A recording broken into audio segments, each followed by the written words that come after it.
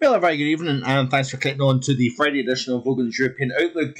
For rattling through July, and we are only days away from approaching the final month of summer. It's just incredible how quickly the time has went. And in today's video, we want to look at the prospect of what's ahead through the remainder of July and on into early August. Now, in the next few days, I will release an August forecast, and unfortunately for me, that August forecast may in fact be quite different to what I originally had, both in the overall summer forecast and even thoughts during the first half of summer. We may see some alterations on my thinking regarding the outcome and what may happen. And it's based a lot on what may happen with Julian oscillation, which I believe was a big player in terms of the heat that was seen, the record-breaking heat in recent days. And of course, we're starting to see that changeable theme kick back in again. Low pressure to the north, high pressure to the south. There's a kind of pull back and forward between low pressure and high pressure. Over the next few days, we're going to see an approach of low pressure off the Atlantic, and then we're going to see high pressure building in off the Atlantic as we go towards the final days of July. But the Julian oscillation, I believe, like I say, has been a big player. We've seen it rotate through the Indian Ocean and into the western portion of the Pacific Basin. So therefore, enhanced thunderstorm activity, western and central portion of the Pacific. That has led downstream to large-scale sinking downward movement of air, which has allowed high pressure to build and temperatures to rise, of course. Now, as I play through the loop, this is, of course, the velocity potential anomaly here, so it indicates the setup here. So upward motion green, downward motion is the orange colours, and you can see here widespread downward motion through the tropical Atlantic, but extending up towards the North Atlantic and the UK. That has in turn helped shift the mean upper ridge to Western Europe as opposed to Eastern Europe, and of course the consequence of that, warm sea surface temperatures, dry ground, has allowed the temperature to go to unprecedented levels, of course, in our lifetime. Temperatures in Scotland, 35.1 Celsius. I never thought I would see the day that temperatures would be in the mid-30s all the way up to Scotland. But you can see here the difference in terms of the greenness of eastern and south and southeastern portions of England. July 17th, 2021, of course, last year, versus the 19th of July this year.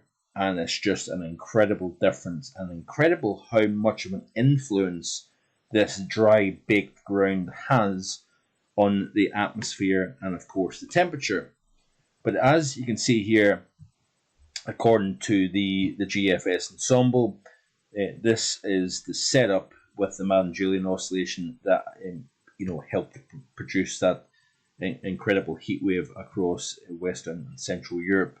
As we play through the next several days here, what you will see is a bit of a breakdown in that widespread sinking, and therefore this is essentially opening the door to lower pressure and a more changeable theme over Western Europe through this weekend and then on into early next week here. You can see here off the GFS ensemble, as we'll play through the next several days, you start to see the area of low pressure approach from the west of the Atlantic. And of course, with this setup here, we've got, of course, a building of heights to the southeast, southwesterly winds, the frontal system to the west and northwest, and we open the door to temperatures coming back up over the southeastern half of the country. So we're going to see temperatures into the low 30s once again through the course of the weekend and on into early next week. Then that system bodily moves across the UK like a bowling ball, so to speak, dropping the temperatures, keeping things fairly unsettled, as you can see here. And then it's interesting off the ensemble here, you notice that the high pressure becomes a little bit more influential, moving back in off the Atlantic here. So we expect the temperatures to come back up. We'll start to see the disturbed weather move north, but you notice here, never far away is those blues representing below normal heights. Therefore, you would expect systems to potentially right over the top of that area of high pressure to the south here. And as we play through the loop and into the month of August here, you can see that the mean area of high pressure stays to the southwest of the UK. Low pressure up towards Iceland, or should I say Scandinavia, and you have the potential, at least, for the flow coming over the top of that high. If it stays to the west and the southwest, you've got winds coming in more from a northwesterly direction, just kind of trimming back the temperature and the potential heating, even though the sun is about as strong as you'll see at this any time of the year now. And then, of course, as we play through the first full week of August, high pressure, according to the GFS ensemble, tries to move into the British Isles. Do we have the potential for something significant in terms of heat? We're seeing some outliers in some of the models indicating upper air temperatures back into the 20s once again, and the potential for temperatures into the mid-high 30s once again during early portions of August. That is not out of the question, folks, based on the fact that the Madden-Julian oscillation is expected to go back towards the phases that produced the heat, several days ago. You notice here, we've got this strong pulse of upward motion here, moving through the Indian Ocean, heading towards the Indonesia region, and as a result of that, we're starting to see these large-scale sinking developing over North America, over the Atlantic here. Notice the focus of the downward motion, though, over the Atlantic as opposed to over the UK. So therefore, that would possibly reflect more high pressure to the west of the UK and Ireland here. So therefore, that would mean that we just don't see quite the same type of heat as what we've seen back during Tuesday, of course. But certainly, if we can see the eastward progression back towards the western portion of the Pacific with the upward motion, then you would focus the downward motion and focus of high pressure over Western Europe as a result of that. So we'll keep an eye on this setup here as we go forward, that's for sure. And it looks to me like the core of the ridge of high pressure will be centered over the southwest of Europe here, with low pressure more to the north. This is quite a different type of look according to the GFS ensemble, and this would be the early portion of August here. So you can see here the focus of greens, upward motion here centered over Indonesia, the focus of downward motion over the Cape Verde Islands here. So therefore, you would expect possibly some very hot conditions developing over northwest Africa, possibly extend up into Portugal, Spain, and therefore, of course, if you've got the right setup further north with the areas of high pressure and low pressure, there's always that possibility of the door opening for temperatures coming up here. So let's have a very quick look at the day-by-day scenario here of the charts here. So looking at the 2 meter temperature anomalies here for the upcoming 5-day period, they look like this here. So we've got, of course, temperatures marginally below normal across the north of Scotland, at or below normal, at or above a normal, should I say, over the south of Ireland, and over central and eastern portions of England. You notice here, very hot across much of mainland Europe, as you can see here. The day 6 to 10 day looks like this here. We've got warm to the south, cool to the north, indicative of the trough to the north, high pressure to the south. 11 to 15 day, you can see here it stays the same. So it's slightly different to the scenario we've seen just back during the course of the week.